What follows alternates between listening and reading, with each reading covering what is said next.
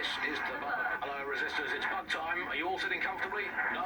Good. That's as it should be. This is the bug. I'm Andy, and joining me to analyse the latest blowflies to emerge from the corpse of a once-free Britain, it's Alice. Hello, Andy. And today, we're going to talk to you about Albion, your friends and mine. Alice, the government has extended Albion's contract and have also boasted that violent crime has plummeted to a record low. Now, extending Albion's contract, to me, that's like having a pet dog, let's call it Nigel for the sake of argument, that attacks you every single day and thinking to yourself, wouldn't it be nice if Nigel had puppies? That contract has been extended so many times, it's like the neck of a politician that's criticised the government. I'm not sure entirely how those contract extension negotiations went, probably like a footballer. In the old days, I assume Albion's agent was leaking stories to the press about how our favourite private militia was being tapped up by Barcelona. The government panics and thinks, well, we better get them signed up before it's too late. But still, violent crime, a record low, although I imagine that probably depends exactly how you count it. If you include violent crime committed by the state, either themselves or via Albion, their chosen violent crime contractors, who provide such a very valuable bargain service of beating people up, well, it's probably not quite as low as the figures suggest. I don't know, I think they're probably right. Who has the opportunity to commit violent crime these days anyway? The moment you pick up a fruit knife, you get tasered by a robot policeman and deported for looking Bulgarian. It's a much more peaceful society. It's just much less of a society. I want to know the details of the contracts.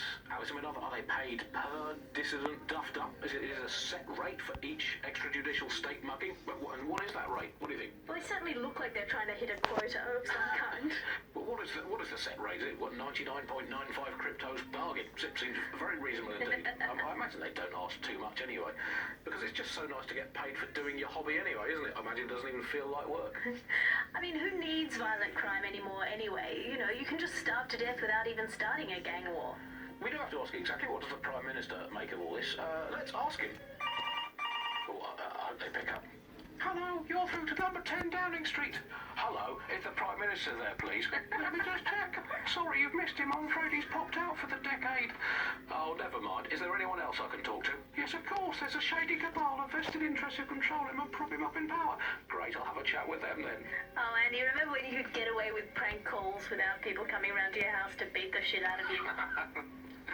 Oh, happy time. You're listening to The Bar. Did you think the Prime Minister will ever come back? I don't think we've ever had a Prime Minister. Well, that's a much more reassuring way of looking at things. What have we become? Alice, when you look at the state of our politics, we're supposed to have the mother of parliaments. Well, this is one mother that has emphatically abandoned her kids in the woods to be brought up by wolves. And let me tell you, that never works out like it does in the stories. Wolves are bad parents. Unless you're a wolf, in which case they can do a job bringing you up as a wolf. Do not give your children to wolves. Do we actually own anything as a country now? Is there anything we haven't flogged off for profit? Oh, I think we've basically just become a homeopathic Britain. Diluted and diluted until there's barely a trace of the original Britain left. But some quackish lunatics insist it actually works better that way. It's total bullshit. Is there anything left?